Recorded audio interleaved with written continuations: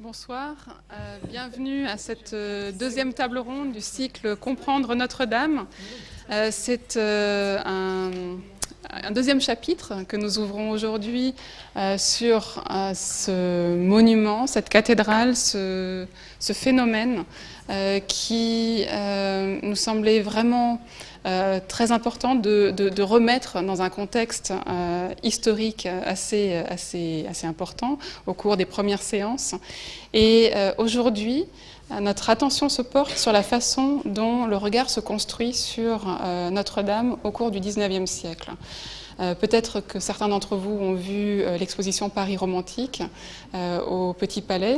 Et il y avait une très belle section qui était consacrée justement à Notre-Dame et aux œuvres qui ont été consacrées à l'œuvre, à la représentation de la cathédrale dans ces années 1820-1830. Il y avait une très belle section qui montrait des aquarelles anglaises dont nous reparlerons aujourd'hui aussi, mais aussi tous les objets dérivés qui ont commencé à être produits pour célébrer ce monument qui était entré dans la littérature, qui commençait à être célébré par les peintres, les aquarellistes, les photographes, qui lui donnent une toute nouvelle dimension visuelle, qui la déconstruisent en s'intéressant aux fragments, mais qui s'intéresse aussi à l'ensemble, qui connaît une nouvelle visibilité par les changements de tracé urbain que l'on observe à cette période-là. Donc il y a vraiment une transformation du regard que l'on porte sur la cathédrale, et les artistes y contribuent de façon extrêmement décisive, jusqu'à forger un certain imaginaire de la cathédrale. Et aujourd'hui, nous avons la chance d'avoir des spécialistes renommés sur cette question-là, certains ayant aussi contribué à l'exposition Paris romantique, d'autres qui nous ont, au cours des dernières années, offert des travaux magistraux sur l'image de la cathédrale et sur son imaginaire. Mais je vais laisser le soin de présenter les intervenants à Jérôme Farigoul, qui nous fait l'honneur d'assurer la modération de cette table ronde aujourd'hui. Jérôme Farigoul qui vient tout juste de rejoindre donc les services des musées de France après avoir été directeur des musées de Tours et du château de Tours. Et je lui donne donc tout de suite la parole. Merci beaucoup et très bonne discussion.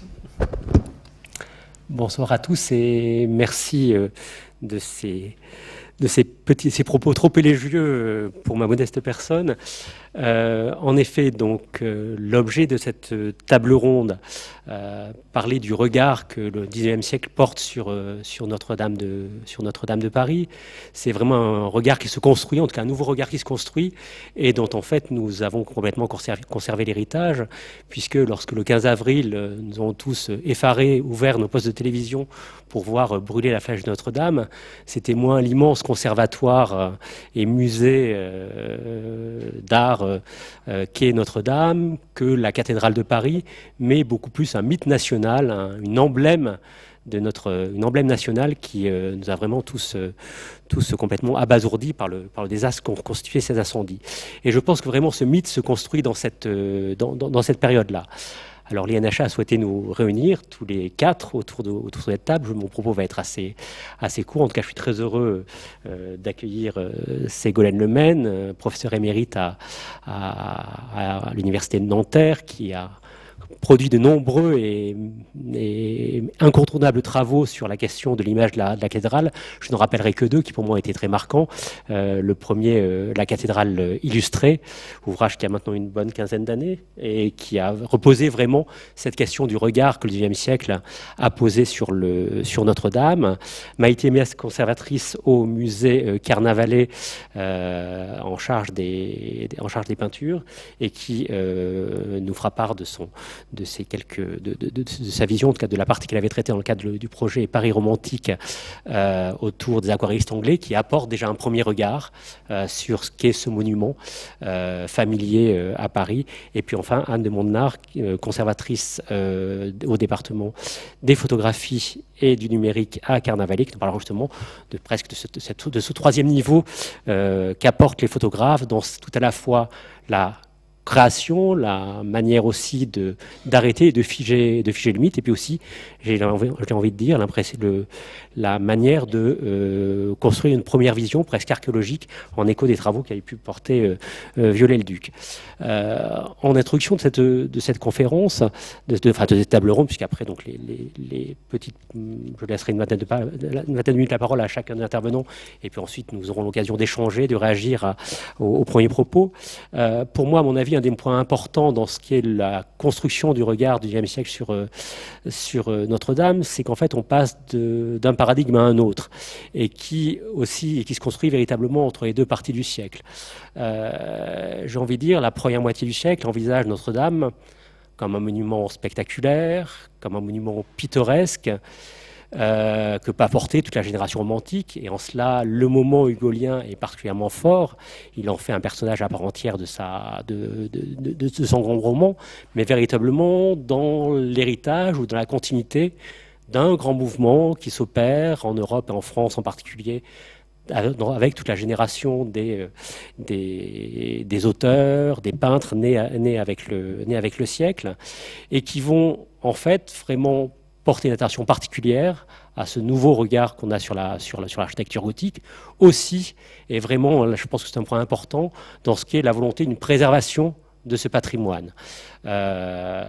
Hugo, lorsqu'il rédige à mort au démolisseur, dans la continuité, et presque dans la continuité de son roman Notre-Dame de Paris depuis 1830, il prolonge le mouvement initié par Charles Nodier et par le baron Taylor lorsqu'il lance ce monument éditorial en 1820 que sont les voyages pittoresques et romantiques dans l'ancienne France, et qui sont vraiment tout à la fois un témoignage justement d'une France très identitaire, très nationale, et aussi des éléments du patrimoine qui sont en train d'être détruits, d'être perdus.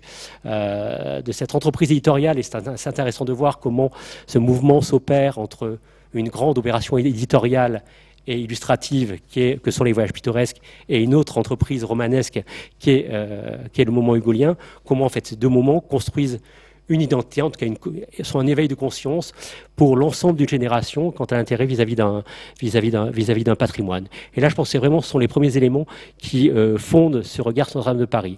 Alors paradoxalement, les voyages pittoresques ne parlent pas de la région parisienne. En revanche, ils parlent de beaucoup d'autres moments, beaucoup d'autres endroits caractéristiques et mettant en avant des cathédrales tout à fait remarquables. On pense à Reims, on pense à Rouen, on pense aussi à Amiens, dans les volumes les plus tardifs de ce que sont les voyages pittoresques, puisqu'ils commencent en 1820 et ils s'achèvent en 1870. Donc vous voyez vraiment, ils couvrent vraiment l'ensemble du siècle. Paradoxalement aussi, je pense que cette place que va petit à petit acquérir et prendre Notre-Dame de Paris, elle n'est pas forcément évidente lorsque commence le XIXe siècle. En effet, la prépondérance de Notre-Dame de Paris se dispute avec d'autres grandes cathédrales françaises, et je pense à une autre qui est extrêmement importante, qui est Reims. Et en effet, je pense qu'il faut vraiment être aussi dans ce parallèle et dans ce contrepoint, Reims, cathédrale des rois, cathédrale des sacres, et finalement un des points d'orgue de cette redécouverte monumentale des cathédrales. Et c'est assez emblématique de voir combien le moment où Victor Hugo va au sacre de Charles X, j'ai envie de dire, Notre-Dame de Paris est presque au second plan face à ce monument principal et cette cathédrale principale de ce qui est le moment romantique. Autre point qui me paraissait intéressant aussi d'aborder, c'est que Notre-Dame de Paris, finalement, va petit à petit affirmer sa place, et on verra ce que vous en pensez les uns et les autres, à un moment où justement, la dimension de grands monuments chrétiens et grands monuments catholiques est en train de disparaître, ou en tout cas s'estompe. Il n'est pas innocent de voir que Napoléon Ier choisit non pas la cathédrale des rois et Reims pour se faire couronner, mais choisit Notre-Dame de Paris, centre du pouvoir, et Napoléon, en choisissant Notre-Dame pour se faire couronner dans cet empereur, se montrait là aussi dévier, se montrer en marge de ce qui était la grande tradition de l'Ancien Régime pour créer un nouveau centre de pouvoir parisien. Voilà quelques éléments qui permettent peut-être de poser le discours. Et je pense que la deuxième partie, qui est importante aussi à mettre en avant, c'est cette idée justement du mythe national qui se construit. J'ai envie de dire que là aussi, la vision française porte véritablement l'héritage de ce que sont les grands autres mouvements européens. On connaît l'importance de la cathédrale pour les romantiques allemands, l'importance de la cathédrale pour les Anglais, en tout cas de l'architecture gothique, comme un élément qui se pose désormais comme un élément d'architecture nouveau, identitaire et national en marge de ce qu'est la grande tradition classique héritée de la Grèce et de la Grèce et d'Italie, et que donc chacun des pays, et la France en particulier, en identifiant avec l'aide de Notre-Dame, avec l'aide de Victor Hugo, Notre-Dame de Paris, comme un grand monument national et un symbole, on voit comment tout cela se déplace et fait de Notre-Dame un point d'ancrage important d'une nouvelle conscience nationale. Mais j'ai peut-être déjà été trop long et je vais m'empresser de laisser la parole à Ségolène Lemaine pour nous présenter donc justement cette question du mythe de la cathédrale et de cette construction de ce mythe. Merci beaucoup. Je remercie beaucoup les organisateurs de cette table ronde et de ce cycle de conférences, et France en particulier, qui m'a proposé de participer à cette rencontre. Et je vais tout de suite rentrer dans le vif du propos. En effet, donc c'est la seconde séance de ce cycle. Je pense que lors de la séance précédente, vous avez abordé la question de la patrimonialisation et de la restauration avec Viollet-le-Duc, notamment avec la présence de Jean-Michel Léniaud. Et cette fois-ci, nous nous interrogeons sur la construction du regard sur Notre-Dame de Paris au XIXe siècle, de la cathédrale au monument, dans cet aller-retour entre monument et pittoresque. Et en effet, comme Jérôme Farigoul vient de l'évoquer, la question du pittoresque se pose à l'époque, dans le premier XIXe siècle, avec ces voyages pittoresques et romantiques dans l'ancienne France, et avec des itinéraires qui se font à travers les provinces, en allant de cathédrale en cathédrale et en définissant des circuits touristiques. C'est vraiment l'émergence d'une forme de tourisme associée à cette sorte d'improvisation graphique qui est rendue possible par la lithographie. En fait, on peut dessiner directement sur la pierre, on n'a pas besoin de graver et d'être reproduit par la gravure. Donc vous avez ici une vue de Villeneuve qui nous montre la vue de la cathédrale de Rouen depuis loin, et je voulais insister sur cette question du regard sur l'horizon de la ville, l'horizon urbain où pointent les tours de la cathédrale. Néanmoins, comme l'a dit aussi Jérôme Farigoul, les voyages pittoresques qui commencent en 1820, l'année du sacre de Charles X, qui ont un second tome, Normandie en 1825, pardon, 1824 le sacre, mais 1825 le second tome, et le premier tome est présenté pour le sacre, et qui s'achève en 1878, n'aborde pas du tout Paris, et la question du regard sur Notre-Dame de Paris est étroitement liée à la présence justement de Victor Hugo. Mais ce regard pittoresque qui s'est poursuivi néanmoins, non seulement dans la gravure, je n'ai pas mis spécialement des gravures, mais également dans la peinture, avec ces visions de la cathédrale des bords de Seine qui prolonge d'une certaine manière quelque chose qui avait été initié par Turner, montrant les vues des bords de la Seine, le long du fleuve. Et par exemple par Marquet qui nous montre la façade de la cathédrale vue des quais sous la neige en 1914. Et au XIXe siècle commence une forme d'accumulation d'images, et notamment d'images de la cathédrale. C'est un phénomène général de notre civilisation, bien sûr, mais qui s'est marqué autour de ce motif et de ce mythe, qui s'est intensifié jusqu'à aujourd'hui. J'ai fait une requête hier sur le mot cathédrale sur Google, et alors on voit les mots-clés apparaître: incendie, feu, Victor Hugo. Octobre 2019, Flèche, aujourd'hui, reconstruction, cathédrale Notre-Dame. Et puis on voit des images qui représentent toujours cette façade, les abords du monument, on tourne autour du monument par ce regard qui est effectivement un regard pittoresque qui s'est construit dans ces années du romantisme, et bien sûr l'incendie dramatique que nous avons connu en avril dernier. L'été qui précédait l'incendie, l'année d'avant, il avait été possible de visiter la Galerie des Chimères et les touristes pouvaient donc venir les vendredis et les samedis soirs visiter la Galerie des Chimères et voir cette Notre-Dame de nuit juste sublime que nous propose la blogosphère. Et puis, le jour même de l'incendie, Stéphane Bern a retweeté cette image qui me semble intéressante par l'opposition entre la verticalité de la cathédrale gothique reconstruite par Viollet-le-Duc avec sa galerie de chimères justement, et puis l'horizontalité de la ville moderne qui s'élève à ses pieds. On a vraiment cette idée qui est celle de Walter Benjamin, d'ici et maintenant de l'original constitue ce qu'on appelle son authenticité, et autant des techniques de reproduction, ce qui est atteint dans l'œuvre, et c'est son aura. Mais dans ce même texte bien connu sur la reproductibilité technique qui nous habite aujourd'hui, il a cette phrase « La cathédrale quitte son emplacement réel pour venir prendre place dans le studio d'un amateur ».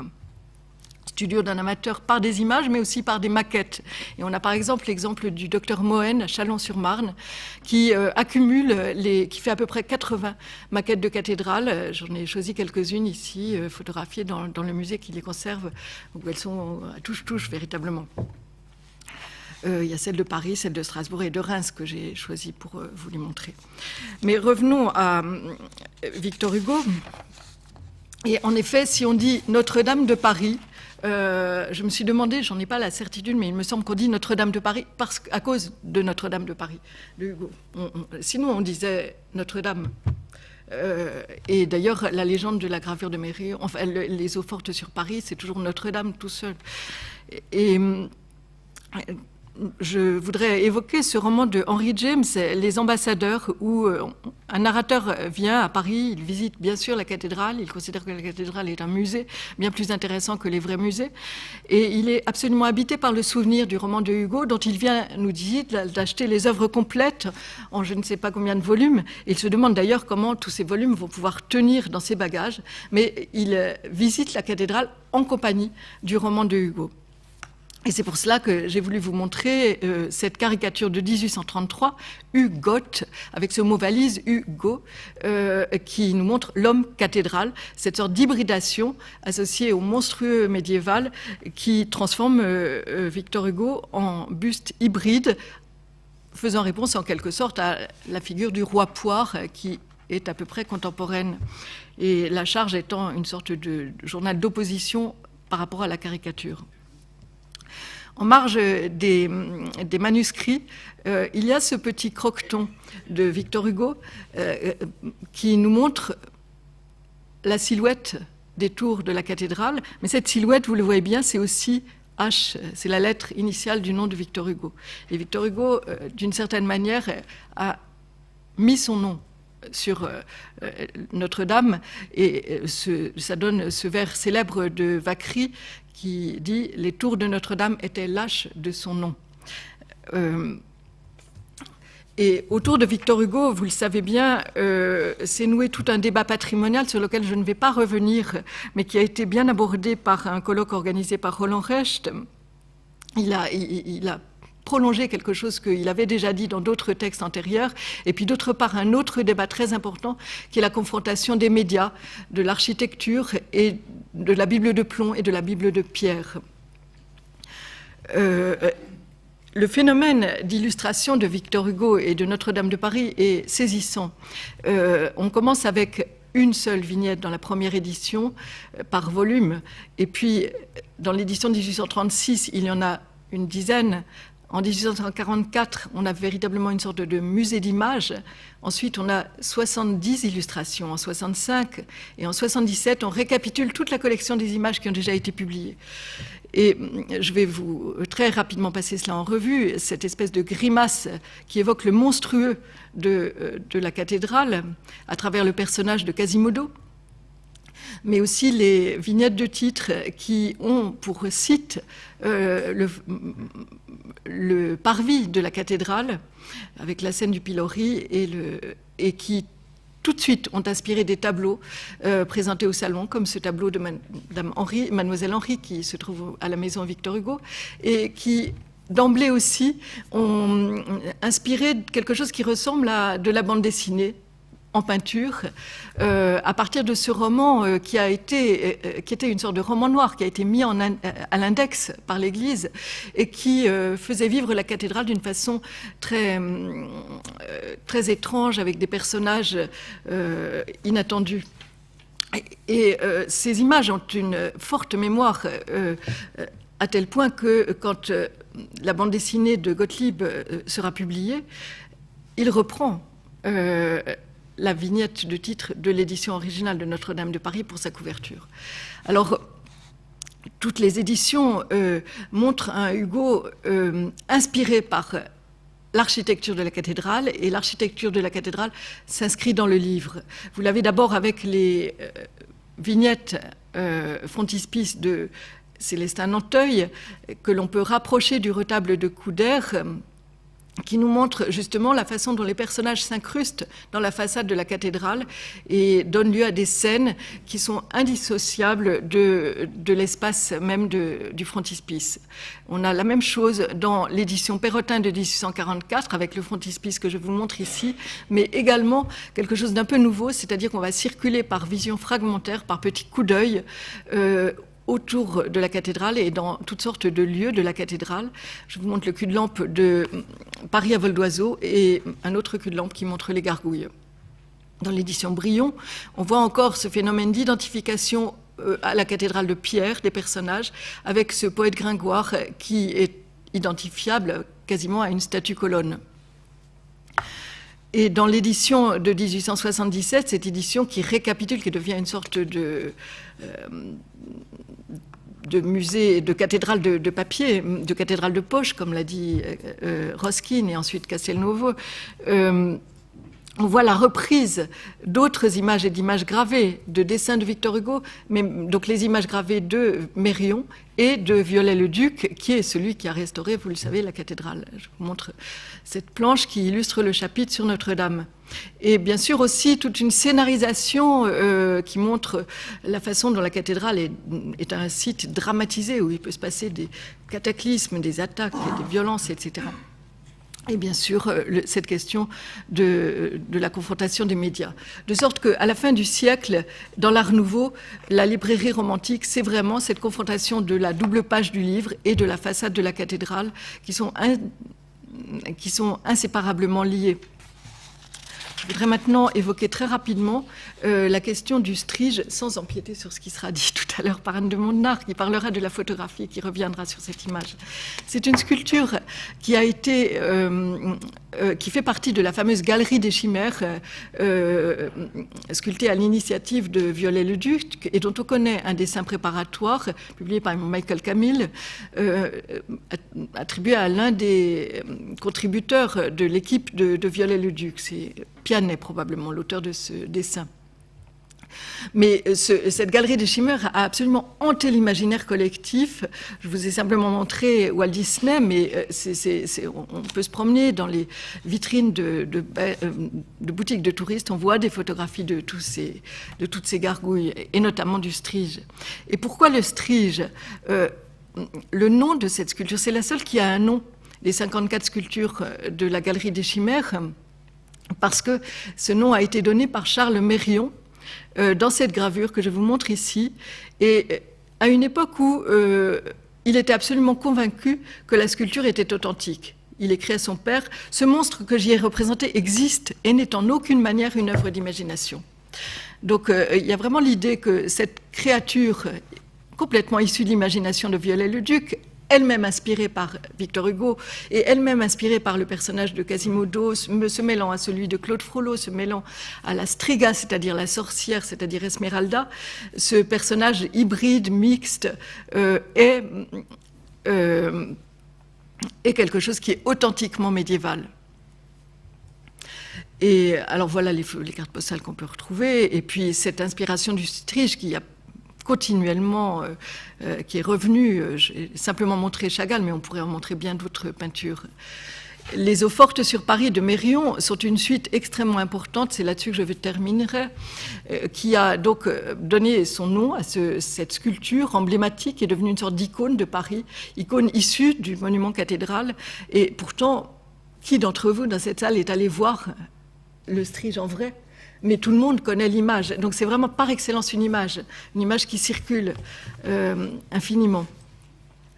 Et dans cette série d'eaux fortes, la cathédrale est le monument extrêmement présent, avec le Strige, le petit pont, l'arche du pont de Notre-Dame, la galerie Notre-Dame et l'abside de Notre-Dame. Je vous les montre. Et d'abord le frontispice par Bracquemont, qui nous montre le profil de Mérion, étrangement proche d'ailleurs de la gravure du Strige, me semble-t-il, avec sa légende qui ensuite a disparu dans le dernier état.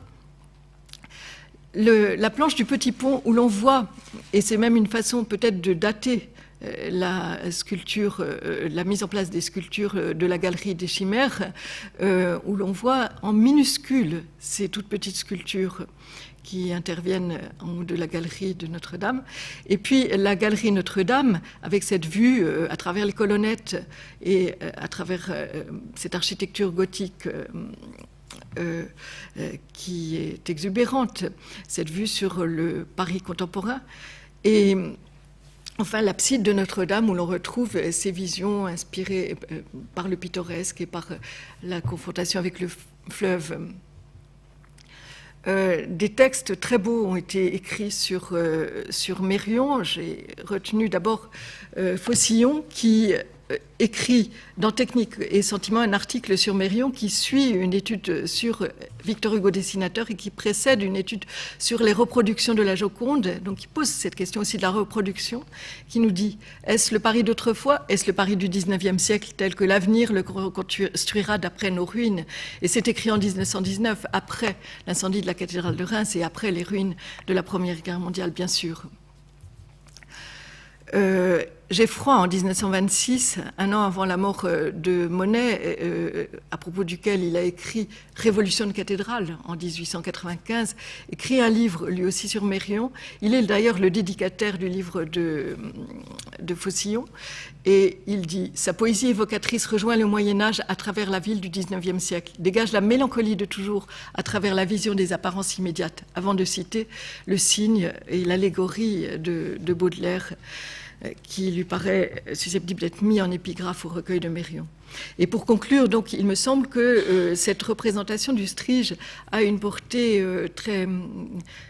très intéressante et très belle sur le plan de ce que Walter Benjamin a appelé les images dialectiques. Je cite le texte de Walter Benjamin: il ne faut pas dire que le passé éclaire le présent ou que le présent éclaire le passé. Une image, au contraire, est ce en quoi l'autrefois rencontre le maintenant dans un éclair pour former une constellation. En d'autres termes, l'image est la dialectique à l'arrêt. Voilà. Écoutez, et ça, c'est pour vous. C'est pour annoncer Anne. Mais je ne parlerai pas de Charles Nègre. Mais d'une certaine manière, cette dialectique à l'arrêt, c'est aussi la dialectique de l'eau forte et de la photographie.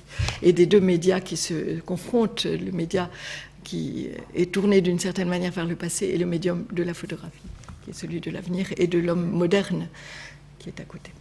Voilà.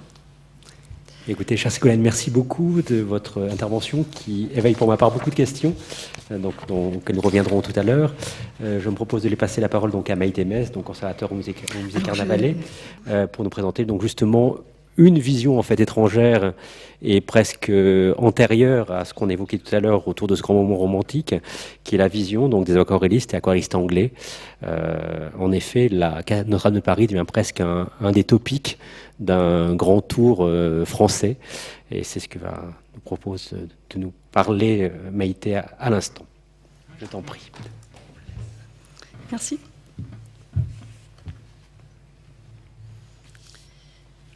Oui, alors je fais un tout petit rappel, peut-être, puisque c'était l'objet de la demande de France, que je remercie du même coup, qui, je pense, avait été intéressée par cette section consacrée à Notre-Dame, à l'exposition Paris romantique au Petit Palais, qui a eu lieu cette année et qui s'est achevée là à la rentrée. Et pour ceux qui ne l'auraient pas vu, on va refaire un tout petit tour des salles, et notamment de cette salle consacrée à Notre-Dame de Paris, qui était introduite par cette pendule cathédrale, donc pour initier évidemment le goût à la cathédrale, et puis quelques vues donc de cette salle qui englobait de nombreuses thématiques. Alors évidemment la thématique littéraire autour du roman de Notre-Dame avec la figure d'Esmeralda. Sur votre gauche également des représentations de mise en scène. Et puis on a vu le quasi-retable, on pourrait dire, de la maison Victor Hugo. Vous voyez qu'il y avait cette projection, enfin cette reproduction d'une lithographie que l'on retrouvera tout à l'heure, et puis de nombreux objets, notamment ce coffret reliquaire d'Héloïse et Abélard avec les reliques qui avaient été reconstituées à cette époque-là, présentées dans cette vitrine. Au fond, vous voyez un ensemble de mobilier dans le goût troubadour, ce goût néogothique, également apparaissant en papier peint, et puis ce très bel objet de Félicie de Fauveau, l'archange Saint-Michel, sur la droite. Et puis enfin, donc c'est ce qui sera l'objet de cette communication, ces aquarellistes anglais, dont je voulais néanmoins, on les verra un petit peu à la fin de mon propos, les englober dans une réflexion très générale, beaucoup plus générale sur le contexte littéraire, le contexte patrimonial, le contexte artistique. Alors effectivement, dans l'esprit de Victor Hugo, il faut rappeler que le goût pour le gothique est extrêmement important. On a vu au préalable avec Madame Le Maine, effectivement, cette première caricature de Hugo, qui le caricature avec ce portail gothique en collerette romantique. Et puis, j'ai choisi ici l'affiche de cette exposition qui a eu lieu l'année dernière au musée de Besançon, à laquelle nous avions collaboré, où l'on voit effectivement ce Victor Hugo avec son front très, très imposant, accoudé sur les tours de Notre-Dame, la plume à la main. Et puis ce petit dessin sur votre gauche de Victor Hugo tenant la plume et portant la cathédrale sous le bras. Également ici cette caricature par Henri Meyer où Victor Hugo est sur son trône en manière de cathédrale. Et donc véritablement ce goût de Victor Hugo pour la sauvegarde d'un patrimoine parisien de façon plus générale d'ailleurs à travers Notre-Dame s'exprime alors par ses écrits, et Notre-Dame devient véritablement l'emblème de cette destruction d'un patrimoine parisien, d'un Paris moderne également. Et donc j'inscrirai aussi cette communication dans cet emblème que constitue Notre-Dame autour d'un Paris qui évolue, qui change. Un petit rappel néanmoins sur les vues de Paris également, puisque les aquarellistes anglais s'inscrivent dans une longue tradition, une tradition de vues de Paris notamment, qui au préalable, donc le paysage parisien ne se déploie pas dans son intégrité. Il est dans un premier temps comme un motif de second plan ou d'une évocation symbolique. Ici, c'est une évocation morale à travers cette représentation de l'enfant prodigue parmi les courtisanes. Donc vous voyez qu'au premier plan, vous avez ce personnage qui a... Je ne sais pas si on peut pointer. Est-ce que sur l'écran ça...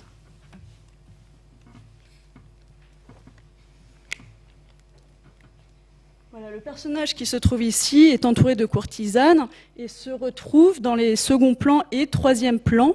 Alors sur la gauche, ici, il est devant une maison de passe, et puis après avoir passé cette vie de débauche, il se repent finalement dans ce qui est l'équivalent de l'île de la Cité, un petit bout de l'île de la Cité, au dernier plan. Alors on voit assez mal, et il est en train de faire paître son troupeau. Voilà, vous le voyez un petit peu mieux avec ce détail. Il se repent ici, devant son troupeau. Et donc vous voyez que le motif de Notre-Dame, la cathédrale, qui se trouve au second plan, vient ici couronner cette parabole morale et est un emblème évident d'un Paris qui a un tissu urbain extrêmement dense. Vous voyez notamment les maisons sur les ponts. Et c'est aussi une des raisons pour lesquelles la vision rapprochée de la cathédrale sera assez tardive, puisque finalement il est difficile d'avoir du champ, tout simplement. Pour poursuivre sur ces questions de panorama et de paysage parisien, ici au second plan d'un épisode tout à fait historique, ce sont les événements de la Ligue. Et vous voyez donc simplement les tours de Notre-Dame qui se déploient au second plan. Également ici avec cette peinture beaucoup plus symbolique autour du patronage de Sainte-Geneviève qui défend la ville en écartant et en faisant fuir les huns. Et ici Notre-Dame joue un rôle de guide et de veille sur la ville de la même façon que sa sainte patronne. Et puis au XVIIe siècle donc, se déploie toute cette vogue de panorama de vue de Paris, notamment lié à l'activité, à l'attractivité de Paris et à l'immigration, enfin l'arrivée d'une colonie hollandaise qui va se trouver vers le boulevard Saint-Germain et qui fera de nombreuses vues de Paris. Vous voyez ici donc une des portes notamment qui autorisait l'accès à travers un système de péage à l'un des ponts en bois qui coûtait relativement cher. Et donc la cathédrale se déploie sur l'île de la Cité au loin, encore une fois, toujours la difficulté d'accéder à cette proximité avec le bâtiment. Puisqu'effectivement, il est question de difficulté de perspective. Finalement, c'est un problème de cadrage, problème de photographie, on pourra le voir tout à l'heure. C'est qu'avant, finalement, la construction du Pont-Neuf, il n'y a finalement pas de perspective sur la Seine, qui est le point de vue par excellence pour représenter Paris, puisque c'est le centre névralgique, le cœur de la ville, une sorte d'artère principale, comme une rue, un boulevard énorme. Et donc, avant la construction du Pont-Neuf, on a finalement assez peu de perspectives et les artistes ont bien du mal finalement à représenter la ville dans son panorama et dans son entièreté. Donc c'est grâce notamment à la construction du Pont-Neuf qui ménage pour une fois, qui est le premier pont qui ne sera pas loti d'ailleurs, qui ménage une vue, une perspective que l'on va voir se déployer un certain nombre de vues de Paris. Alors jusqu'au XVIIIe, ici vous voyez cette intégration, cette invention de cette perspective à vol d'oiseau qui est très impressionnante, avec cette peinture de Grevenbrock qui est un des héritiers notamment de ces artistes hollandais qui se sont installés au XVIIe. Donc vous voyez Grevenbrock de la même façon est attiré par la capitale et donne de nombreux panoramas ici avec ce très bel effet de perspective atmosphérique. Vous voyez que la ville se fond dans une sorte de fumée et donc on voit les deux tours de Notre-Dame qui s'aperçoivent au loin. Un tout petit peu plus tard, au XVIIIe siècle, toujours, un des grands représentants de la vue parisienne, c'est Jean-Baptiste Raguenet, Nicolas Jean-Baptiste Raguenet, qui, à l'inverse de Grevenbrock, va avoir une très grande précision, une grande méticulosité du travail. Vous voyez que tous les plans sont traités avec la même finesse. Et effectivement, il sera, enfin, la plupart de sa production artistique sera centrée sur la Seine, sur l'attractivité de cette artère principale. Il donne une centaine de tableaux, il réalise une centaine de tableaux qui sont en réalité concentrés essentiellement sur les monuments de la Seine, à travers de différents angles. Donc dans un premier temps, effectivement, après ce petit panorama, Notre-Dame est vraiment le centre de la représentation, puisque intégrée à la Seine, qui est une artère principale de ces vues de ville, et on tourne autour parce que effectivement on a du mal à l'approcher, parce que les constructions sont très denses, et donc c'est au XIXe siècle qu'on arrivera à davantage, parce que le parvis est dégagé aussi, à avoir cette frontalité, alors notamment ici avec cette très belle aquarelle de Villeray, et dont on se rend compte qu'elle est accompagnée, encore une fois, d'une série de vues de monuments. Vous avez ici une représentation de l'hôtel de ville ou des quais de Notre-Dame. Ici, une autre aquarelle de Charles Fréchot, qui lui est architecte de la ville de Paris, et donc qui s'intéresse justement à d'autres bâtiments, notamment l'hôpital des Enfants Trouvés, l'hôtel Dieu sur la droite, et qui va animer cette vue par rapport à son prédécesseur d'un élément pittoresque que l'on retrouvera chez les Anglais notamment, puisque la vie quotidienne, vous voyez, anime ce parvis. Il y a de nombreux habitants, des marchandes ou des lavandières en activité. Mais en tout cas, on reste dans un premier temps dans cette production qui est associée à un des éléments que Victor Hugo regrette à travers son combat pour le patrimoine, c'est la destruction du vieux Paris. Alors justement, je voulais aussi introduire cette notion qui est largement étudiée dans un très important ouvrage de Ruth Fiori, qui s'appelle L'invention du vieux Paris, justement, qui est la rédaction de sa thèse, la synthèse de sa thèse. Et qui démontre que justement dans ces années 1830, cette notion du vieux Paris naît et surgit et concomitante de l'engagement de Victor Hugo pour ce patrimoine-là qui disparaît, un Paris qui s'en va, dont on a la nostalgie et dont on souhaite fixer effectivement le souvenir. Alors j'avais parlé à l'occasion de l'exposition de Besançon, dont je vous ai montré quelques exemples d'une dialectique patrimoniale. C'est effectivement ce mécanisme qui, d'une destruction matérielle, engendre une construction intellectuelle. Et donc une des expressions de cette volonté de fixer le souvenir, ce sont ces albums de vue de Paris. Donc, vous voyez ici un des exemples par un artiste qui s'appelle Turpin de Crissey, dont il faut peut-être rappeler le contexte de mentalité, enfin d'esprit dans lequel il s'inscrit, puisque c'est un artiste qui est clairement royaliste. Et donc, pour lui, le regret du vieux Paris, c'est aussi le regret d'une France monarchique qui s'en va. Vous voyez que cet album qu'il dédie au duc de Bordeaux présente dans son frontispice donc des éléments de gisants, des éléments de colonnes qui sont envahis d'une végétation luxuriante. Et il va donner un certain nombre de vues, notamment de Notre-Dame, ici avec cet accès par le jardin de l'Hôtel-Dieu. Et comme il a été rappelé, effectivement, il faut inscrire ces albums de vues de ville dans la vogue également des guides de voyage, dans la pratique plus générale de la flânerie.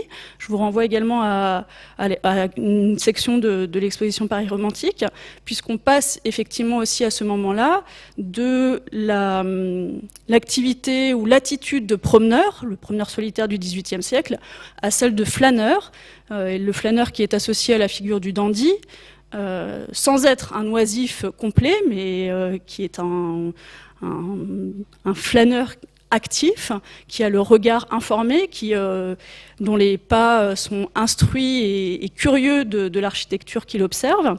Et donc cette figure de flâneur est également une figure qui va transformer le récit parisien, le récit de la ville et la vision que l'on va avoir de cette ville.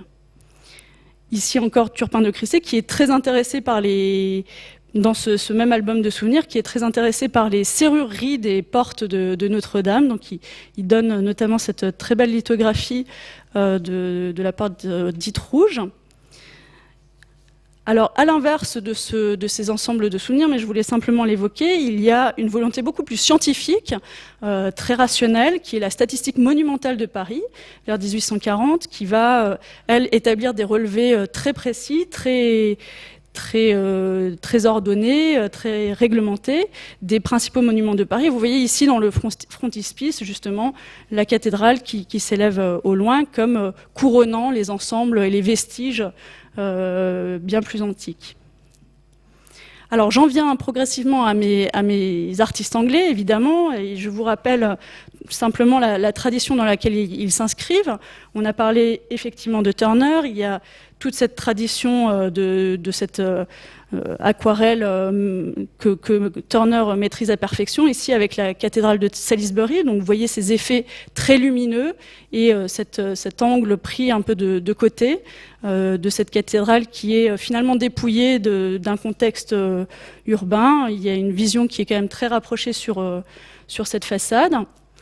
Et puis Constable également, ici, qui joue de ce contraste entre le jardin de l'évêque, puisque ici il s'agit d'une commande de l'évêque lui-même, ami également de Constable, et donc le point de vue est pris de la propriété du commanditaire même. Et donc il y a ce très beau contraste entre le premier plan très agreste et la cathédrale qui se déploie dans toute sa luminosité au second plan. Et puis progressivement, alors il faut rappeler que le contexte historique est aussi favorable à un rapprochement franco-anglais, puisque effectivement le blocus est levé en 1814 et que de nombreux artistes anglais vont pouvoir faire le voyage en France. Il y a une vague d'anglomanie très générale qui se fait jour notamment dans la capitale. Et un des points qui a été largement étudié également dans l'exposition de Rouen cathédrale, c'est ce point, cette étape tout à fait cruciale qui est Rouen. Et donc de nombreux artistes, effectivement, vont représenter la cathédrale de Rouen dans un premier temps. Donc c'est le cas ici de David Roberts. Ce qui est intéressant, c'est que c'est un scénographe et que effectivement, c'est comme un décor de théâtre ici, comme un rideau. Il traite vraiment cette façade de manière tout à fait spectaculaire. Ici avec un champ un petit peu plus large et avec cette belle animation des rues médiévales de Rouen. Mais en réalité, il m'a semblé que chez les artistes français ou étrangers au XIXe siècle, ce motif véritablement solitaire, comme une figure qui s'exprime pleinement de la cathédrale, ne s'exprimait pas tellement pour la production parisienne, mis à part, et là j'insiste sur cette vue très rare, mis à part cette aquarelle de Davis, qui montre justement dans cette tradition anglaise cette très belle atmosphère très lumineuse, avec cet angle un petit peu décalé du flanc nord de Notre-Dame. À part cette vue qui est très rare, finalement, la plupart des vues qui vont intégrer la cathédrale Notre-Dame s'intègrent dans des vues pittoresque et justement c'est intéressant de voir comment les artistes, ici avec Gurtin, qui est un des premiers artistes dès 1801 à se rendre à Paris, le motif de la cathédrale s'inscrit dans ces albums, toujours des albums de souvenirs, des vues de Paris. Vous voyez que le terme picturesque est effectivement utilisé très rapidement. Et donc c'est ce qui va caractériser les Anglais, c'est cette volonté de non pas retranscrire la beauté classique des monuments royaux, des édifices classiques parisiens, mais de les inscrire dans une vie, dans une activité, dans une animation de la ville qui les amuse beaucoup et qu'ils souhaitent retranscrire. Vous voyez ici Gurtin, toujours avec ce très beau dessin préparatoire, plume et aquarelle, certainement préparatoire à une de ces vues qui a été ensuite reproduite en album. Vous voyez l'animation du faubourg et de la porte Saint-Denis, une très grande précision. Et là, c'est vraiment très typiquement anglais, cet attachement pour la vie, l'activité parisienne. À la suite de Gurtin, Frédéric Nash va lui également s'inscrire dans ce registre-là. Donne de très très belles aquarelles qui ensuite vont être gravées. C'est le processus assez classique des aquarelles qui ensuite sont reprises en gravure. Alors Bonington est un jalon très très important qui lui est plutôt un peintre de marine, enfin qui est attiré par du coup les bords de Seine. Et vous voyez, il donne cet effet de coucher de soleil finalement comme si on était en bord de mer. Et c'est vraiment véritablement lui qui va constituer une sorte d'école et avoir des disciples qui à sa suite vont reprendre ces motifs. Vous voyez ici le travail du dessin préparatoire et ensuite de l'aquarelle qui sera reproduite en couleur ou gravée en monochrome dans des albums. Et de la même façon, donc, toute une série d'artistes s'inscrits dans cette tradition. William Wild, ici, avec ses monuments et rues de Paris, dont on voit donc, un des éléments du flanc, donc la façade ici prise un petit peu de biais, et qui s'inscrit effectivement dans cette série, dans ces albums qui déclinent de nombreuses vues de Paris sous ses plus beaux aspects, donc toujours avec ce dispositif, ce processus de l'aquarelle qui après donne lieu à une gravure. Alors peut-être un des artistes qui se détache, c'est Boyes, puisque vous voyez ici un amusant cadrage qui peut sembler très traditionnel du chevet de Notre-Dame, mais vous voyez toutes les lavandières et les bateaux lavoirs qui sont accolés au quai, et puis surtout les draps qui pendent, et ça c'est très amusant d'avoir capté en tout cas élargi le plan pour avoir ce petit détail pittoresque. Ça, c'est tout à fait caractéristique de Boyes que de chercher vraiment des éléments très typiques d'une vie parisienne. Donc, vous voyez par exemple un autre point de vue. ici dans une ruelle dont l'aspect médiéval l'attire, mais également les enseignes, les affiches, des petits détails comme ce tonneau qui permet de verser de l'eau dans la rue. Donc c'est effectivement ce genre de détails qui l'intéresse. Et puis la façon dont le cadrage, aussi ici une magnifique plongée, contre-plongée vis-à-vis de cette tourelle là de l'hôtel de Sens. Et vous voyez le processus du dessin préparatoire sur la gauche, de l'aquarelle, qui ensuite est reproduit dans des albums de vue. Alors un des derniers justement de ces artistes, c'est William Parrott, qui s'inscrit également dans le même processus, avec cette dimension très pittoresque. Et vous voyez que lui-même est intéressé également par ces bateaux lavoirs, et il donnera de nombreuses vues de Paris. Il s'intéresse toujours à un bâtiment, à un monument qu'il inscrit dans une activité quotidienne. Ici, c'est assez amusant, ce marché des innocents, où on retrouve des types très parisiens. Vous avez le marchand de coco qui porte son instrument sur le dos. Vous avez d'autres types très, très caractéristiques du Paris populaire de cette époque. Et vous voyez qu'on a de nombreuses déclinaisons en peinture ou en gravure ou en aquarelle de ces mêmes motifs, où l'importance pour ces artistes anglais qui sont très amusés par cette activité du marché, certainement. Vous voyez un Fort des Halles avec son pantalon rayé. On retrouve aussi le marchand de coco à chaque fois. C'est comme un signe visuel assez caractéristique. Et vous le retrouvez ici, le marchand de coco. Donc c'est cette figure qui porte sa tisanière sur le dos. Et donc c'est comme un élément visuel tout à fait caractéristique. Et donc avec cette dernière peinture, on est sur les bords de Seine. Vous voyez l'activité de ces bouquinistes.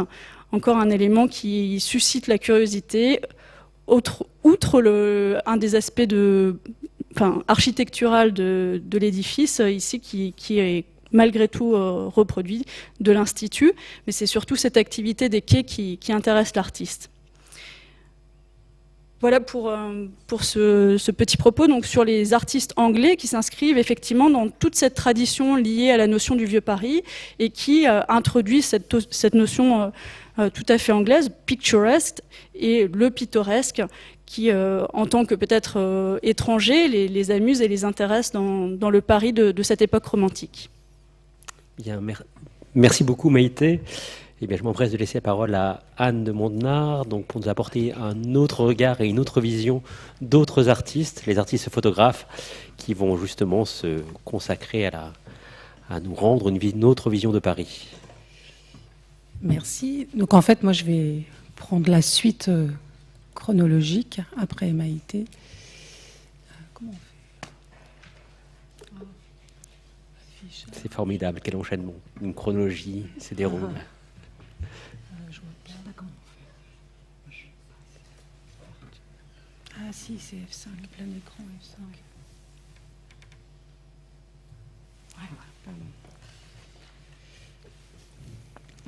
Oui, donc juste pour rappeler un peu le contexte, et on va repartir au début de la photographie avec les images de Notre-Dame. Donc rappeler que la photographie est inventée et divulguée en France en 1839, au moment même donc où se construit la notion de patrimoine et au moment où s'organise aussi sa protection. Les services de l'État qui sont chargés de protéger et restaurer ce patrimoine comprennent d'emblée le parti qu'ils peuvent tirer de la photographie et ils vont encourager sa pratique, son utilisation ou même passer des commandes. Et dans un siècle dominé par l'idée de progrès, c'est une forme de paradoxe de voir la photographie, nouvelle invention qui va tout de suite être amenée à participer à la connaissance et à la promotion des vestiges du passé.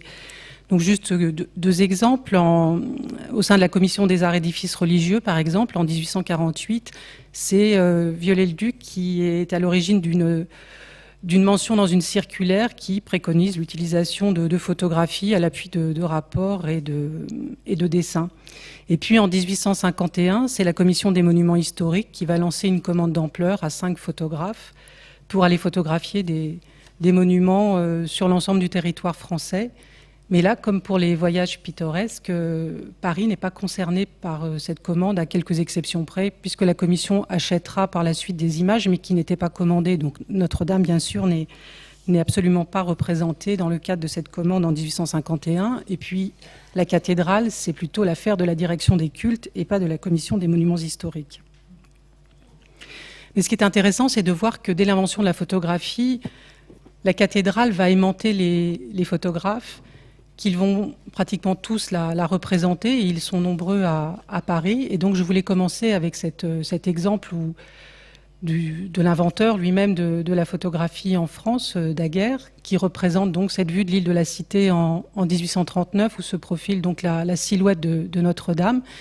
Et à cette époque, la photographie ne permet pas, par l'absence de miroir, en fait, d'avoir une image qui est conforme à celle que vous pouvez avoir sous les yeux. Donc les premières images que je vais vous présenter sont inversées droite-gauche, et c'est souvent assez déroutant parce qu'on n'arrive pas à se repérer pourtant dans un paysage qu'on connaît bien. Et donc les images sur Notre-Dame, on commence ici en 1839 avec Daguerre. Donc elles sont d'emblée nombreuses. Elles sont parfois signées, parfois pas. Donc c'est pour cette raison aussi que je vous présente cette vue anonyme, ce daguerréotype anonyme de la façade de Notre-Dame. On ne connaît pas toujours les intentions des photographes, savoir s'ils agissent de leur propre chef ou bien dans le cadre de commandes. Donc là, vous découvrez la façade avant les premières interventions de Viollet-le-Duc. Et je vais donc vous présenter un premier ensemble de photographies dites primitives, parmi les premières images de la cathédrale, à la fois sur daguerréotype, qui est donc ce premier procédé. C'est une image unique sur plaque d'argent un peu miroitante et très fragile, avec le procédé négatif-positif sur papier qui lui succède quelques années plus tard.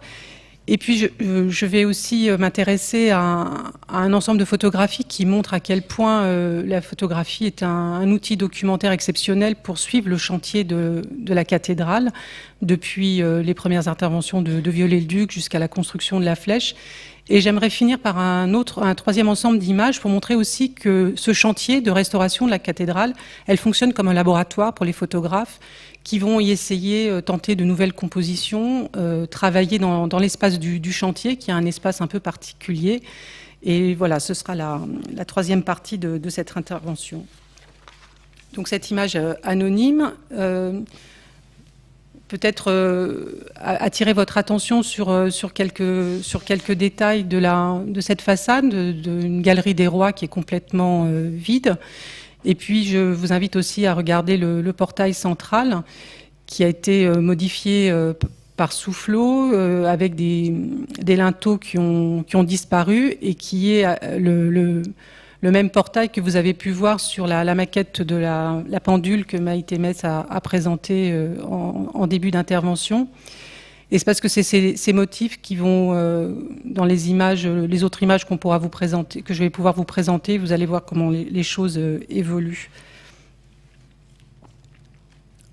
Donc, ce qui est intéressant aussi, c'est de voir qu'au début de la photographie, les profils des photographes sont très très différents. Ici, vous avez un scientifique, et je vous montrerai des photographies réalisées par des archéologues, et puis d'autres qui ont des formations de peintres. Donc Hippolyte Fizeau, qui travaille avec Arago, qui est physicien, qui s'intéresse très tôt, très jeune, donc à la photographie. Il a à peine 20 ans, et c'est quelqu'un qui va participer à l'amélioration du procédé, notamment à la stabilité de l'image, et puis à un aspect aussi de définition bien plus précis. Et puis il va aussi inventer un procédé d'impression des daguerréotypes directement en gravure. Donc là, je vous montre deux daguerréotypes qui sont apparus en vente publique dans les années 90, qui sont en fait de tout petits objets que j'ai volontairement agrandis pour que vous puissiez aussi en apprécier les détails. Et puis les traces que vous voyez sont malheureusement des traces de doigts, puisque ces daguerréotypes étaient nus dans une boîte, et la personne qui les a attrapés a fait disparaître une partie de l'image en les attrapant. Donc la façade, donc toujours avec sa galerie des rois qui est complètement vide, et puis le cadrage qui est un peu compliqué aussi, parce que forcément au premier plan il y a des éléments qui obstruent, même si le photographe cherche un point de vue élevé, il n'arrive pas à avoir encore la vision de la façade de façon tout à fait complète. Et je vous montre une autre image donc du portail du flanc sud, du portail Saint-Étienne, par Hippolyte Fizeau. Un archéologue, Giraud de Prangey, qui s'intéresse à la cathédrale dans une série daguerréotypes assez importante qui est conservée à la Bibliothèque nationale de France. C'est quelqu'un qui va par la suite voyager en Orient et produire des daguerréotypes, une collection assez importante. Et avant son départ, il réalise un ensemble de photographies de la cathédrale sans trop qu'on l'on sache vraiment dans quel contexte et pourquoi. Mais ce qui est intéressant, c'est qu'il s'approche en fait de la pierre, des détails. Et quand on regarde de près cette image des gables, des fenêtres du chevet nord, on voit le désordre architectural, l'état dans lequel est la cathédrale à cette époque, et je crois qu'on comprend la fragilité du bâtiment en regardant les images de Giraud de Prangey. Alors là, on va quitter le daguerréotype pour arriver au début de la photographie sur papier, qui est inventée en Angleterre par William Henry Fox Talbot.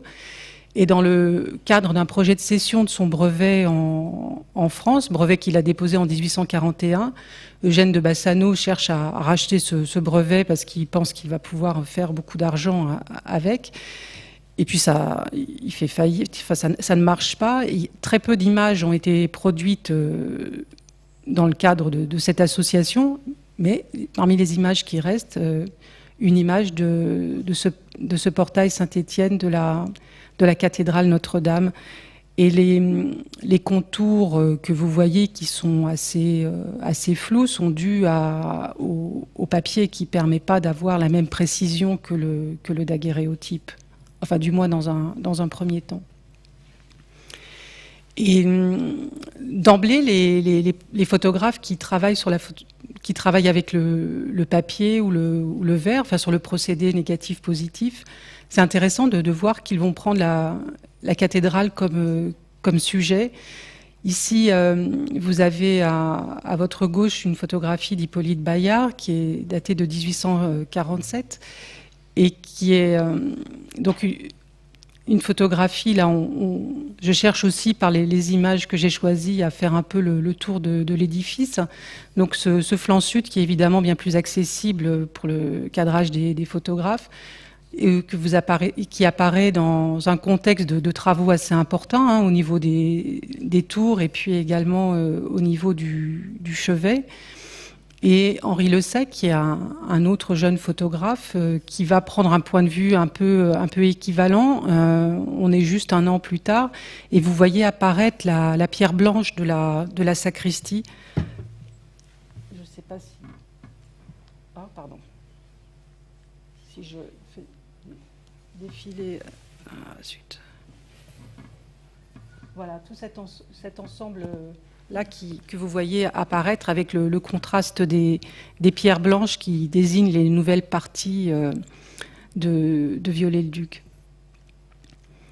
Donc là, j'ai juste changé l'image de droite pour montrer aussi que les photographes s'intéressent à reconduire un peu leur prise de vue et depuis un même point de vue, produire une image pour montrer comment les choses évoluent sur le chantier. Et là, c'est intéressant de pouvoir voir ce qui se passe à la fois sur les tours, sur les piliers, et puis de voir l'avancement des travaux à la fois sur la partie de la sacristie, mais également sur tous les arcs-boutants du chevet. Alors c'est vrai que toutes les photographies qui nous sont parvenues ne sont pas datées. On essaye de les dater aussi en fonction des dates d'activité des photographes, en fonction de plein de critères. Celui des travaux aussi joue énormément. Mais on peut aussi se tromper et faire de mauvaises interprétations. Je vous donnerai un exemple tout à l'heure. Donc là, on continue sur le flanc sud avec Henri Le Sec, et des images qui sont pour le coup, elles, qui vont pas rester dans un espace intime des photographes, mais qui sont diffusées grâce à un éditeur imprimeur installé à Lille qui s'appelle Blancard-Évrard et qui va permettre la diffusion de photographies au tout début des années 1850. Son entreprise dure à peine 5 ans, mais elle permet de diffuser des photographies. Donc c'est des tirages originaux qui sont présentés comme des gravures sur des planches avec des légendes. Et il construit des albums sur des thèmes différents, et le premier qui s'appelle Album de l'artiste et de l'amateur, et puis il y a des albums qui sont spécifiquement consacrés à Paris, et donc forcément avec des images de la cathédrale en travaux. Donc Le Sec qui continue à explorer ce flanc sud avec tous les travaux qui évoluent du côté de la sacristie. Édouard Baldus, qui est une autre figure importante du début des années 1850, qui était, comme Henri Le Sec, un des 5 photographes choisis pour la mission héliographique de 1851. Et à la suite de cette commande, il va proposer au ministère de l'Intérieur, au service des Beaux-Arts, de souscrire à un projet qu'il appelle Ville de France photographiée. Et parmi ces premières images réalisées figure celle de la cathédrale Notre-Dame, montrant à quel point ce bâtiment devient aussi emblématique parmi les monuments parisiens. Et Baldus, c'est quelqu'un qui privilégie plutôt les vues d'ensemble, qui ne va pas chercher, vous avez vu comme avec Le Sec, des vues de détail. Il aime bien pouvoir résumer un édifice en une seule image. Donc là, il choisit le point de vue qui lui permet de donner l'image la plus complète de l'édifice. Et si vous regardez par rapport aux images précédentes, on voit effectivement que les travaux sont toujours à un stade un peu différent et que les choses progressent et qu'on a de plus en plus de pierres blanches qui apparaît.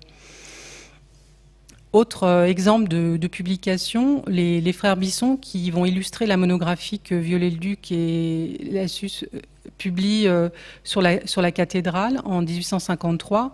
C'est 12 photographies des frères Bisson qui illustrent cet ouvrage, 12 tirages originaux. Mais dans l'ensemble, ces photographies ne signalent pas vraiment les travaux. On a l'impression de voir un édifice qui est déjà achevé, où la restauration est déjà accomplie. En même temps, le portail sur le trumeau, vous voyez la figure de la Vierge, est une figure que Viollet-le-Duc va être déposé pour pouvoir l'installer à l'intérieur de la cathédrale. Et c'est la Vierge au pilier. Alors, autre exemple de photographie qui permettent d'observer l'évolution des travaux sur la cathédrale. Donc, j'ai rassemblé ces 3 images à la fois de Charles Nègre et d'Édouard Baldus, alors qui sont peut-être pas suffisamment grandes, mais donc on observe sur la photographie de Charles Nègre cette galerie des rois. Et puis le vitrail de la Rose qui est en cours de réfection, et puis tous les portails aussi qui sont sous échafaudage, où on voit tous les portails sont en train d'être repris. Et donc au milieu, la photographie de Viollet-le-Duc, où vous voyez apparaître sous la Rose des figures dans la galerie des rois. Et ce qui peut être trompeur, c'est qu'à un moment donné, c'est des maquettes qui ont été installées dans la galerie des rois et pas les sculptures définitives.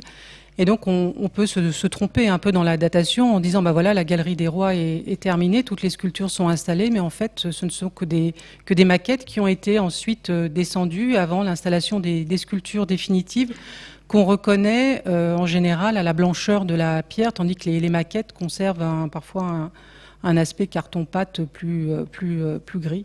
Et donc la dernière image de Baldus, c'est plus facile pour la façade comme ça de reconduire un peu le même point de vue, et parfois c'est vrai qu'à la fin les vues de façade de Notre-Dame sont un peu répétitives. On voit apparaître la flèche. Et puis Hier, à la foire Paris Photo, j'ai dans le stand d'une galerie allemande, j'ai vu cette photographie des frères Bisson. Je ne me souvenais pas avoir déjà croisé, qui est un détail de la façade et qui montre vraiment, je trouve très très bien l'avancée du chantier, où on voit de façon très distincte cette galerie des rois qui se remplit peu à peu, la figure de la Vierge sous la rose. Et puis sur le portail à droite, le portail Sainte-Anne, vous voyez ces deux sculptures à droite qui sont ici, enfin quand on regarde de façon précise, qui sont pour le coup des maquettes. Et à gauche, ces parties blanches qui désignent les parties refaites. Et vous voyez qu'il y a encore sur les ébrasements des portails plein d'emplacements vides qui attendent les sculptures. Et donc, dans ce petit tour comme ça de photographie qui permettent de documenter le chantier, je voulais finir avec ces images assez spectaculaires de Charles Marville qui montrent la flèche de Viollet-le-Duc, la base de la flèche et la flèche elle-même. Et c'est des photographies qui ont sans doute été commandées à Marville par la maison Mauduit qui a été chargée de fondre les éléments de la flèche. Mais on n'a pas vraiment de documents d'archives pour le prouver.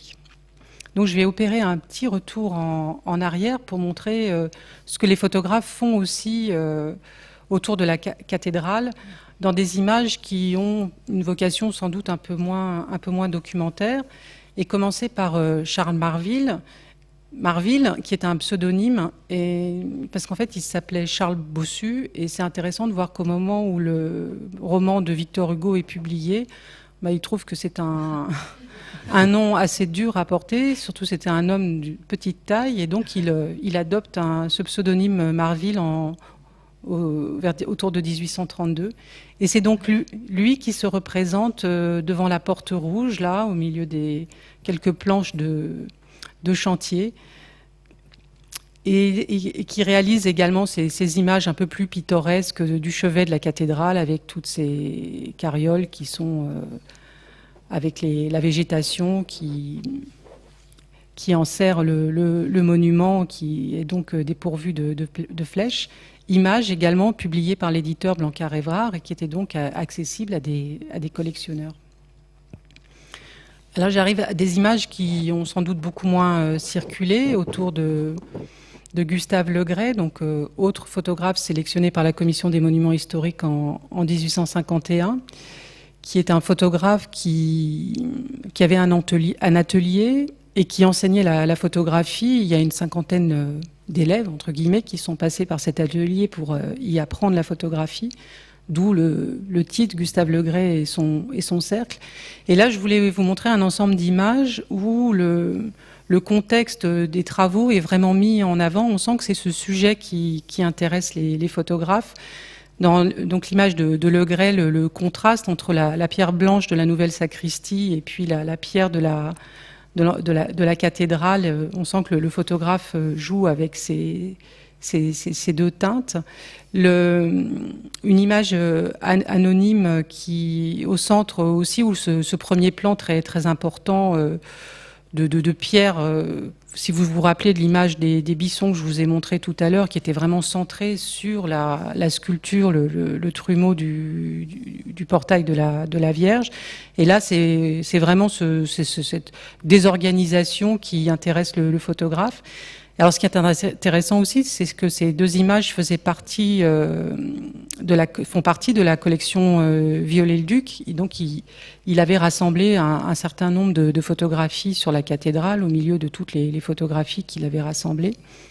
Et à droite, cette image de Charles Nègre, assez étonnante aussi, prise dans la sacristie, mais sur un point de vue qui est un peu surprenant. Et puis on retrouve ce même désordre au premier plan avec une poutre, un bout de sculpture. Et ces deux autres images que je trouve assez spectaculaires de Auguste Mestral. Donc là, vous aurez fait le tour des 5 photographes de la mission héliographique qui photographie les sculptures de Geoffroy de Chaume dans le chantier de la cathédrale avant qu'elle soit mise en place. Et on voit que le photographe avait sans doute préparé une espèce de tenture, de voile pour isoler la figure de la Vierge en la photographiant dans le chantier, comme on faisait pour les portraits, qui étaient souvent faits en plein air pour profiter de la lumière du jour. Mais on installait comme ça une toile derrière pour avoir l'impression qu'on était dans un studio. Et ce qui est intéressant, c'est qu'en fait, cette toile qui devait servir à isoler son sujet, mais en fait, Mestral, il la laisse de côté et puis il nous montre bien tout le contexte du chantier, tout autour, tout le désordre qu'il y a autour de cette Vierge. Et puis dans un curieux raccourci, il installe aussi un tonneau au-dessus de la tête de la Vierge. Et puis il y a cette image aussi de Saint-Denis, on a l'impression qu'il va partir marcher avec sa tête dans l'espace du chantier. C'est des images assez étonnantes et Mestral avait déjà travaillé pour Geoffroy de Chaume dans le chantier de la Sainte-Chapelle où il avait de la même façon photographié ces anges avant leur installation définitive dans l'espace du chantier et jouant également avec des voiles qui étaient censés isoler les sculptures mais qui deviennent des fantômes parfois dans les images. Donc je fais des allers-retours entre ces différents auteurs que je vous ai déjà présentés pour vous montrer des images un peu plus surprenantes comme celle des voussures du portail central par Charles Nègre dans des plans assez serrés qui font vraiment émerger je trouve les sculptures, les voussures qui les rendent vraiment visibles par rapport à un cadrage frontal. Et dans l'image de droite, vous voyez encore ce dessin, cette présence d'une corde, autre signe du chantier, tous ces éléments qui étaient évacués par les frères Bisson. Et Henri Le Sec, qui est sans doute de tous les photographes, celui qui a le plus exploré les cathédrales, parce que quand il est sélectionné en 1851 pour la mission héliographique, il a déjà photographié celle d'Amiens, celle de Chartres, celle de Paris, et dans le cadre de la mission héliographique, il va photographier celle de Reims et de Strasbourg, et il est vraiment, à cette époque, reconnu pour les images qu'il a faites et puis cette capacité à monter aussi, ce qui est pas, il faut imaginer, voilà, avec un matériel qui est quand même pas, qui est assez lourd. C'est une époque où les formats des tirages correspondent à ceux des négatifs, donc il faut imaginer le châssis derrière. Tout ça est assez lourd et encombrant. Et je voulais juste vous lire juste une petite phrase qu'un critique de l'époque en 1852 avait fait des images d'Henri Le Sec à propos de ces images, où il écrit il a rapporté pierre à pierre les cathédrales de Strasbourg et de Reims dans plus de 100 épreuves différentes, ce que nous n'aurions jamais découvert avec nos yeux. Il l'a vu pour nous en posant son appareil à toutes les hauteurs d'où la cathédrale était visible. Il a fait ainsi un des travaux archéologiques les plus curieux et les plus complets qui se puissent imaginer. On dirait que les saints artistes du Moyen-Âge avaient prévu le daguerréotype en plaçant leurs statuettes et leurs découpures de pierre, merveilleuses de fini et de détail, à des sommets où les oiseaux qui tournent au-dessus des tours pouvaient seuls les voir. La cathédrale entière est reconstruite, assise par assise, avec des effets merveilleux de soleil, d'ombre et de pluie. Monsieur Le Sec a fait aussi son monument. Et je trouve cette dernière phrase très, très intéressante par rapport à la démarche de Le Sec et cette passion qu'il avait sans doute pour l'architecture gothique. Donc je vous montre deux vues prises donc des hauteurs de la cathédrale avec à la fois une vue plongeante sur la ville et puis des arcs-boutants. Et je vous montre aussi à dessin ces deux détails, cette photographie d'un ange, et puis cette autre, c'est un négatif parce que je n'en connais pas de tirage. Donc vous avez cette image inversée qui est prise sur la galerie des Chimères avec un homme en chapeau haute forme dans le fond, qui pourrait être son ami Charles Nègre, puisqu'on sait que les deux hommes étaient très proches. Et c'est une façon pour moi d'introduire la photographie du Strige, qui est comme dans un jeu de chant contre chant, les deux amis qui travaillent ensemble et qui vont explorer ensemble et sans doute les parties hautes de la cathédrale. Et donc Charles Nègre qui propose lui une autre vue de cet ange du pignon de la nef. et qui va aussi rendre, à travers cette image qu'on appelle aujourd'hui le Strige, rendre hommage à son ami Henri Le Sec, qu'on a identifié comme étant l'homme au chapeau haute forme qui est près du Strige. Et le Strige, en fait, la photographie a été nommée de cette façon, mais en fait par un collectionneur, André Jam, qui avait racheté le fonds Charles Nègre et qui a publié une première monographie sur l'artiste en 1962-63. Et donc, il lui donne le nom d'après la gravure de Mérion. Mais c'est vrai que c'est par rapport à ce que Ségolène Lemaine vous a expliqué tout à l'heure sur cette figure du Strige, de voir la figure de Charles Le Sec qui revient ajouter en fait encore une couche à cette histoire. Je trouve que cette image est assez belle. Je reviens à Charles Marville pour vous montrer aussi comment on est dans c'est un peu une autre histoire avec le baptême du prince impérial en 1856. Parce qu'on est un peu plus tard dans la photographie, que les photographes utilisent le négatif vert avec une émulsion au collodion qui est plus sensible, et ils vont donc essayer de réaliser de ce qu'on appelle des vues un peu entre guillemets instantanées. Et donc le baptême du prince impérial est l'occasion pour Marville d'essayer de saisir la foule en mouvement devant la cathédrale, et donc réussir ce tour de force de faire cette photographie au moment même où le carrosse impérial est au centre du portail.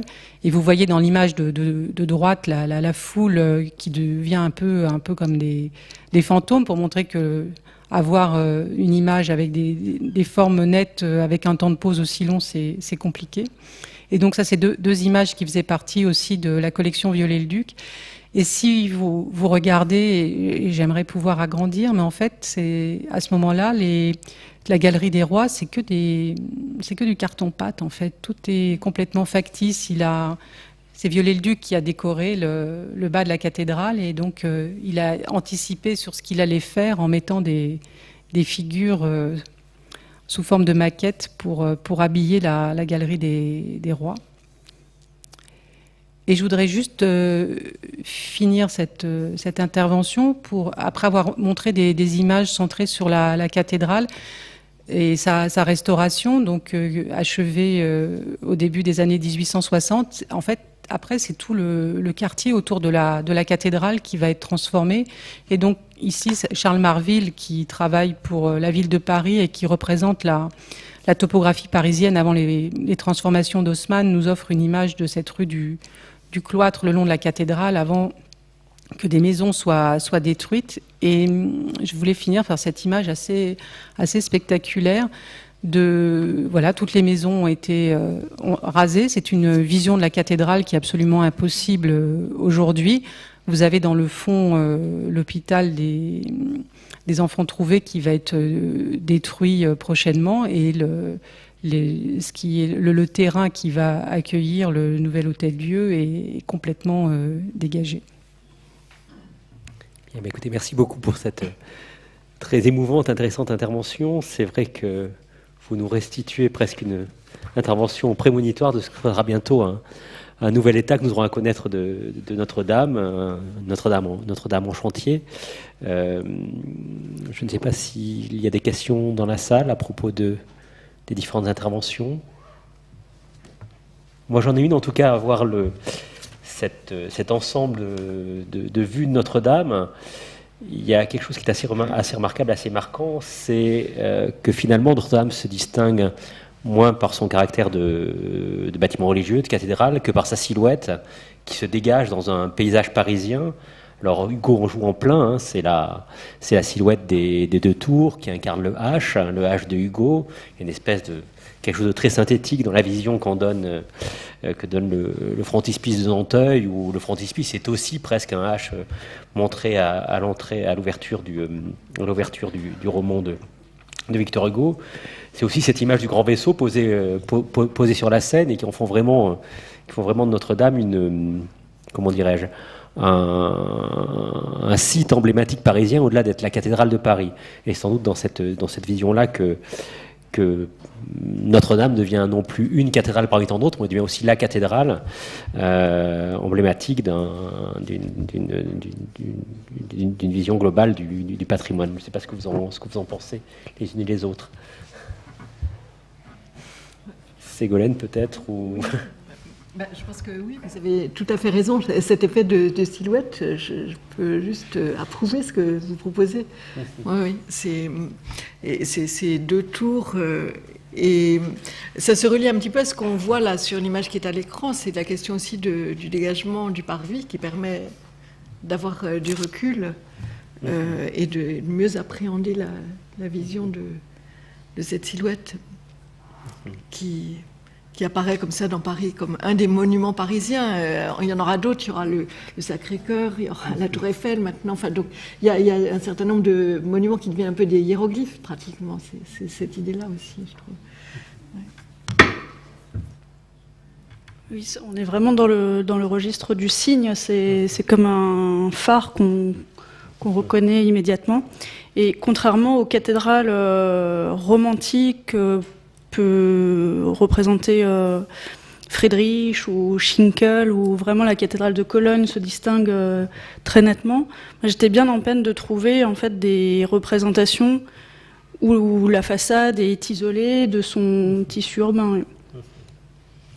Et c'est vrai que paradoxalement, justement, les autres cathédrales, en tout cas dont témoignent les voyages pittoresques, alors c'est vrai que Notre-Dame de Paris n'est pas dans les albums, mais c'est vrai qu'il y a cette volonté d'être aussi une vision, en tout cas, témoigner d'une vision archéologique, ou en tout cas témoigner d'un état de la cathédrale. Et c'est vrai que dans beaucoup des représentations que nous avons là de Notre-Dame, c'est en effet vraiment l'effet de symbole, l'effet de signe qui se dégage. Je pense que ça aussi c'est assez caractéristique.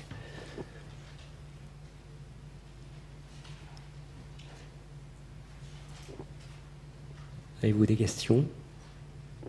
Il est intéressant de voir comment s'assoit cette image de la cathédrale, justement pour nous, et nous avons pleuré il y a quelques mois de voir disparaître la flèche, et on voit finalement que cette image de la cathédrale s'assoit justement sans cette flèche. Alors je ne veux pas relancer le débat, hein, c'est pas mon objet, je pense que là, il n'y a d'ailleurs pas de question à se poser, la flèche doit être là, mais en effet c'est intéressant de voir comment cette silhouette se crée à deux âges différents et de deux manières différentes, avec un élément quand même fondamental de sa structure qui apparaît, qui est absente et qui réapparaît. Pour réagir aussi aux propos de Maïté, elle évoquait Turner, elle évoquait les aquarellistes anglais. Il faut rappeler que Boddington, dès les premiers volumes des Voyages pittoresques, 1820, est en France et reproduit des planches dans les premiers volumes. On a vraiment une présence des artistes anglais importante, et même sur une entreprise comme les Voyages pittoresques, il y a un des nombreux 120 artistes qui vont participer aux nombreux volumes des voyages. Eh bien, écoutez, je vois que nous avons été très sages. Nous sommes venus 19h59. Mais écoutez, je veux encore remercier Ségolène Lemaine, Anne Bordenard et Maïté Mest d'avoir participé à cette table ronde. Et encore merci à l'Institut national d'histoire de l'art pour cette invitation.